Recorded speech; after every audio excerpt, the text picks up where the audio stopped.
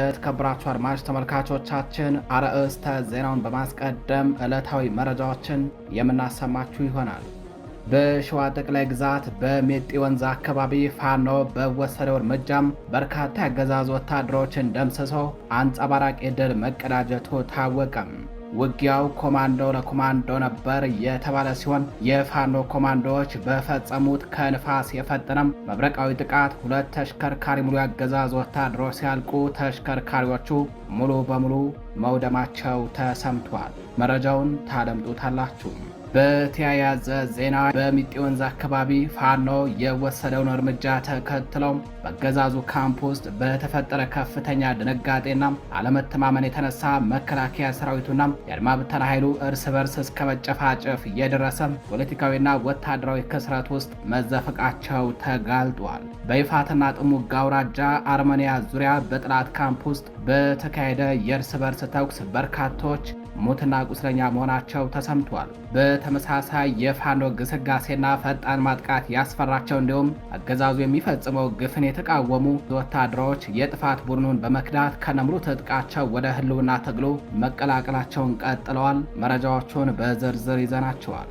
በሌላኛው መረጃችን በወሎ ቤት አማራ በሁለት ግንባሮች በተደረገ ውጊያም አገዛዙ ዳግም ማንሰራራት በማይችልበት ደረጃ ተሽመድምዶ ማለቁ ተነግሯል። የፋኖ ክንድ የአገዛዙን የመጨረሻ እስትንፋስ እያጨለመው ይገኛልም ተብሏል። ባለፉት ቀናት በመካነ ሰላምና በተንታ ዙሪያ የምኒልክ ዕዝ አርበኞች በሳንጃና በእጅ ቦምብ ጭምር በመታገዝ የጠላትን አከርካሪ መስበራቸው ፋኖ ከማንኛውም ዘመናዊ መሳሪያ በላይ በልበ ሙሉነትና በህዝባዊ ወገንተኝነት የታነጸ መሆኑን ዳግም ያስመሰከረበት ነው ተብሏል። ታደምጦታላችሁ።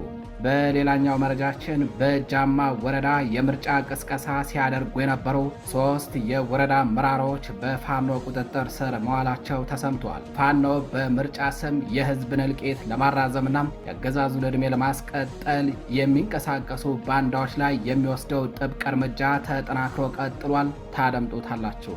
በሌላኛው መረጃችን ፋኖ በጎንደርና በሸዋ የክፍለ ጦር ሪፎርሞችን አከናወነም። የአገዛዙን ውድቀት የሚያፋጥኑ አዳዲስ አመራሮች መሰየማቸው ተሰምቷል። እነዚህ ተከታታይ ሪፎርሞች ፋኖ ወደ ተማከለና ሳይንሳዊ የጦር መዋቅር መሸጋገሩን የሚያሳዩ ሲሆን አገዛዙ በጦር ሜዳ የገባበትን ውድቀትና የሞራል ክስረትን የሚያፋጥኑ መሆናቸው ተጠቁሟል።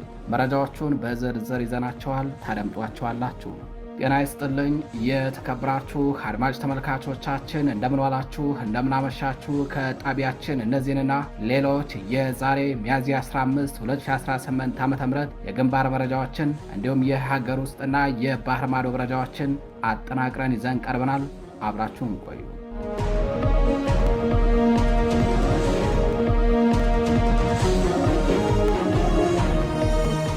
ወደ ቀዳሚው መረጃችን እናልፋለን። በሸዋ ጠቅላይ ግዛት በሜጢ ወንዝ አካባቢ በጥላት ኮማንዶ ኃይሎችና በፋኖ የኮማንዶ አባላት መካከል ከባድ ውጊያ መደረጉ ተሰምቷል። የፋኖ ኮማንዶዎች በፈጸሙት ከንፋስ የፈጠነ መብረቃዊ እርምጃም 2 ተሽከርካሪ ሙሉ ያገዛዙ ወታደሮች ከነተሽከርካሪያቸው ዶግ አመድ መደረጋቸው ተሰምቷል። በሸዋ ጠቅላይ ግዛት አሳምነው ዕዝ ስር የሚገኘው የከሰም ኮር ቡልጋ ክፍለ ጦር በሜጢ ወንዝ አካባቢ በወሰደው እርምጃ ያገዛዙ ወታደሮችን አይቀጡ ቅጣት በመቅጣት አንጸባራቂ ድል ተቀዳጅቷል። በሌላ በኩል በአገዛዙ ካምፕ ውስጥ የተፈጠረው ከፍተኛ ድንጋጤና አለመተማመን የተነሳም መከላከያ ሰራዊቱና የአድማ ብተና ኃይሉ እርስ በርስ እስከ መጨፋጨፍ የደረሰ የፖለቲካና ወታደራዊ ክስረት ውስጥ መዘፈቁ ተነግሯል።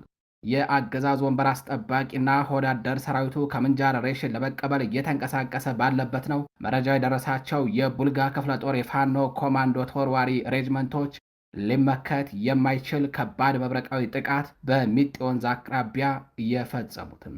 በሚጢ ወንዝ ዙሪያ በተካሄደውና ለሰዓታት በዘለቀው በዚያ አውደ ውጊያ ፋኖ ቀድሞ ቦታውን በመያዝ በ2 ተሽከርካሪዎች ላይ ተጭኖ የነበረውን የጠላት ኃይል ሙሉ በሙሉ በሚባል ደረጃ በአፈሙዝ አራግፎ ጥሎታል።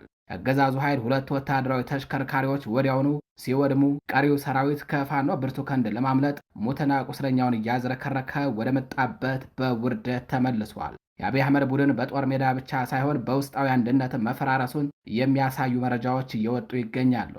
የሚጤና አካባቢውን ተጋድሎ ተከትለው በይፋትና ጥሙጋ አውራጃ አርመንያ ዙሪያ ህዝብን ለመጨፍጨፍ የገቡት የአየር ወለድ ኮማንዶና የአድማ ብተና አባላት እርስ በርስ መጋጨታቸው ተነግሯል። ይህ መጋጨት ቀላል መጋጨት ተብሎ የሚታለፍ አይደለም። ከፍተኛ ደም መፋሰስን ያስከተለ ከባድ የእርስ በርስ ግጭት ነው። ይህ የእርስ በርስ ፍጅት አገዛዙ በመጨረሻ የውድቀት ምዕራፍ ላይ እንደሚገኝና ሰራዊቱ መሪና ዓላማ የሌለው መሆኑን በግልጽ ያሳየ ነው ተብሏል። በተያያዘ ዜናም የአገዛዙን የዘረፋና የጭካኔ ተግባር የተጠየፉ ወታደሮች የፋኖን ትግል መቀላቀላቸውን ቀጥለዋል። አንድ የሚሊሻ አባል፣ አንድ የአየር ወለድ ኮማንዶ አባልና ከአንኮበር የመጣች አንዲት የአድማ ብተና አባል ከነሙሉ ትጥቃቸው ወደ አሳምነው እዝ መቀላቀላቸውን የተነገረው። እነዚህ ወገኖች የአገዛዙን የውስጥ ገመናና በህዝብ ላይ የሚፈጸመውን ግፍ በማጋለጥ ላይ ናቸው። በአሁን ሰዓት ይህ በሸዋ ምድር እየታየ ያለው ተከታታይ ድል የፋኖን ወታደራዊ የበላይነትና የአገዛዙን ዳግም መነሳት የማይችልበት የፖለቲካዊና ወታደራዊ መፈራረስ የሚያረጋግጥ ነው ተብሏል። ፋኖ አሁንም በቀጠናው የአገዛዙ